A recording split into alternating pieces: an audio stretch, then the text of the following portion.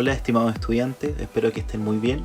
La clase de hoy corresponde a la unidad de formación de compuestos químicos y tiene por objetivos identificar y describir la estructura interna de los átomos, diferenciar entre elemento, compuesto y mezcla, determinar partículas subatómicas en átomos neutros y determinar configuración electrónica y estructura de Lewis de elementos químicos.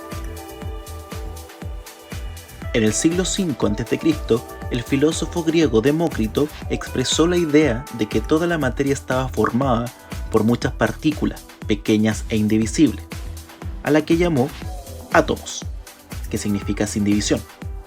A pesar de que la idea de Demócrito no fue aceptada por muchos de sus contemporáneos, entre ellos Platón, esta se mantuvo. Las evidencias experimentales de algunas investigaciones científicas apoyaron el concepto del atomismo, lo que condujo, de manera gradual, a las definiciones modernas de elemento y compuesto.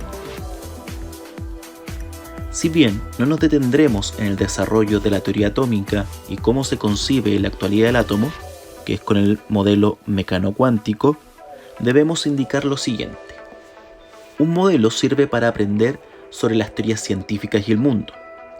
Aunque los modelos no se ajusten con perfección a todos los detalles del mundo, permiten en este contexto comprender la estructura del átomo. Ahora bien, si los modelos anteriores al modelo mecano-cuántico quedaron obsoletos, se debe a que fueron modificados de acuerdo a los aportes científicos. Esto no implica que podamos utilizarlos con el fin de facilitar la comprensión de otros fenómenos químicos. Como ya sabemos, los constituyentes del átomo son los protones, neutrones y electrones. Debemos indicar que los protones y neutrones están confinados en el centro del átomo, es decir, en el núcleo. En este modelo, los electrones se encontrarán en la órbita. Para los electrones que se encuentren en el último nivel energético, es decir, más alejados del núcleo, se denominarán electrones de valencia. El modelo mecano-cuántico no habla de órbita, sino de orbital. Esto quiere decir la región más probable donde podemos encontrar los electrones. Estos forman una especie de nube alrededor del núcleo. En relación al objetivo de aprendizaje 2, que es diferenciar entre elemento, compuesto y mezcla, diremos que los elementos están formados por partículas extremadamente pequeñas llamadas átomos. Todos los átomos de un mismo elemento son idénticos, de igual tamaño, masa y propiedades químicas. Los átomos de un elemento son diferentes a los átomos de los demás elementos. En este modelo, en donde cada átomo es representado por una esfera y una asignación de color, los átomos son iguales entre ellos, en este caso del elemento cloro, pero distintos con los átomos del elemento hidrógeno. En cuanto a los compuestos, estos están formados por dos o más átomos de elementos iguales o distintos. Los átomos se van a unir mediante enlaces químicos. En cualquier compuesto, la relación del número de átomos entre dos de los elementos presentes siempre será en un número entero. Esto se explica porque no tendremos la mitad de un átomo o la mitad de una molécula. La primera molécula está indicando a la molécula del agua, que se construye con dos átomos de hidrógeno y uno de oxígeno. Y esto se va a representar mediante su fórmula química. En cambio, el otro compuesto se va a conformar con solo dos átomos de hidrógeno y la molécula presenta por nombre oxígeno molecular para diferenciarlo del oxígeno como elemento químico. En cuanto a una mezcla, esta corresponde al conjunto de dos o más compuestos que no se encuentran químicamente combinados. En este caso, tengo el ácido clorhídrico con las moléculas del agua. Para abordar el objetivo 3, comenzaremos por indicar ciertas características de la tabla periódica.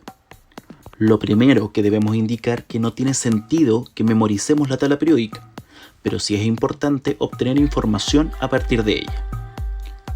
Los diversos elementos químicos se ordenan en la tabla periódica de acuerdo a su número atómico. El número atómico corresponde al número de protones que posee un núcleo de un átomo y es lo que identifica a un elemento. En un átomo neutro, la cantidad de protones es igual a la cantidad de electrones. En cuanto al número másico, este corresponde a la suma de protones y neutrones que existe en un átomo. En él se expresa la composición nuclear que determina la masa atómica. Con estos valores de la masa atómica siempre trabajaremos con valores aproximados al entero más cercano. Asimismo, la tabla periódica está organizada en 18 columnas o también llamadas grupos y en 7 filas denominadas periodos. En un periodo, de izquierda a derecha, el número atómico va en aumento. En cuanto a los grupos, estos están numerados del 1 al 18, aunque tradicionalmente los grupos se han designado por un número romano y una letra, A o B. Antes de continuar, realizaremos un ejercicio para determinar las partículas subatómicas. En este caso, nos dan el elemento simbolizado con la letra F, que corresponde al flúor. Inmediatamente de la tabla periódica podemos obtener el número atómico simbolizado con la letra Z.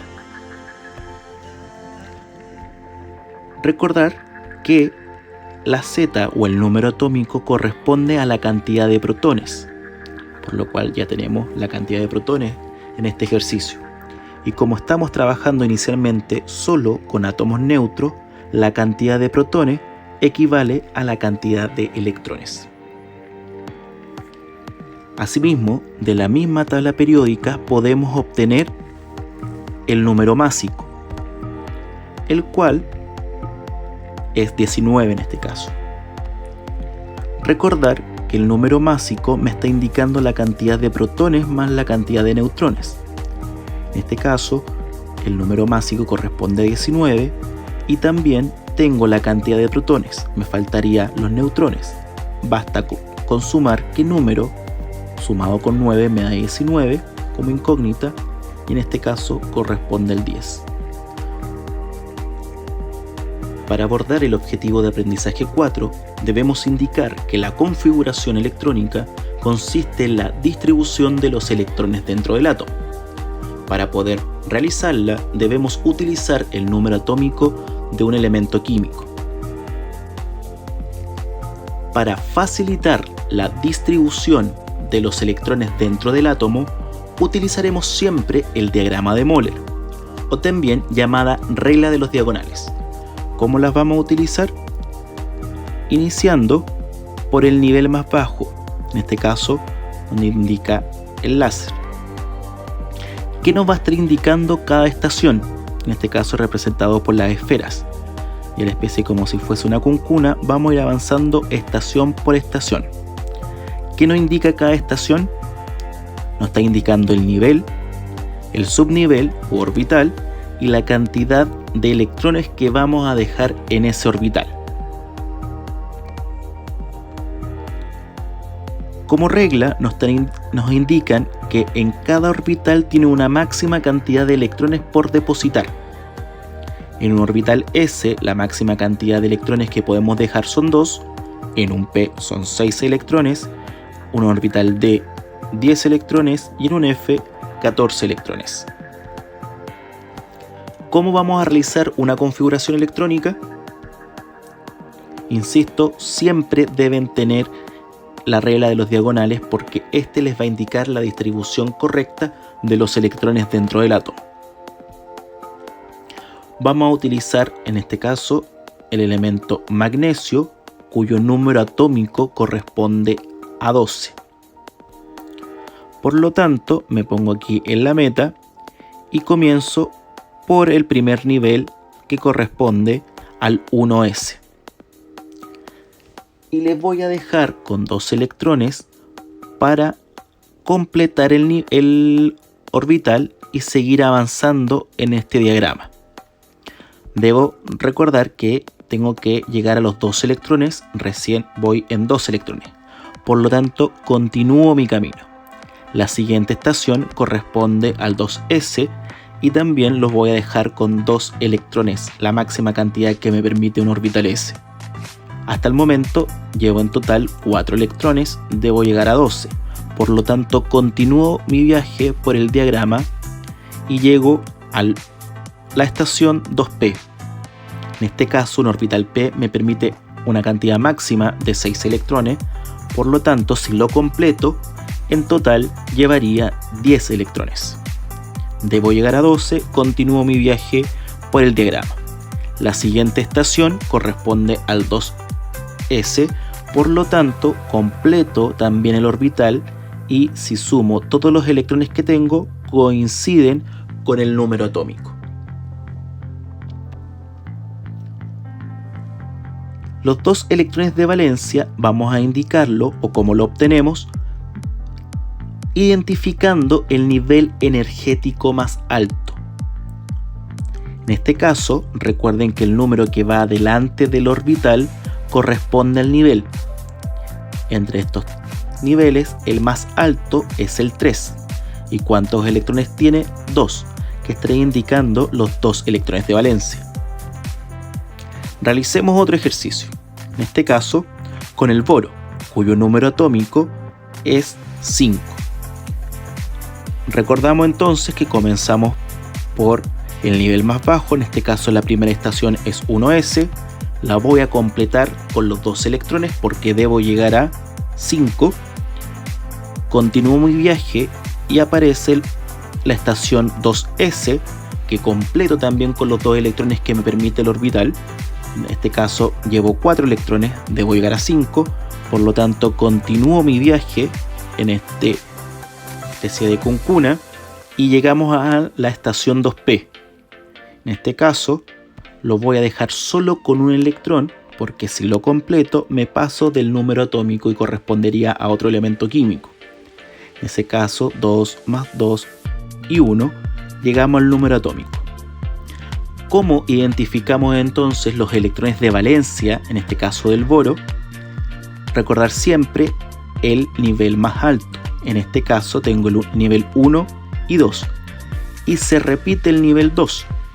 En ese caso sumo los electrones que están en los 2 tipos de orbitales, pero están en el mismo nivel.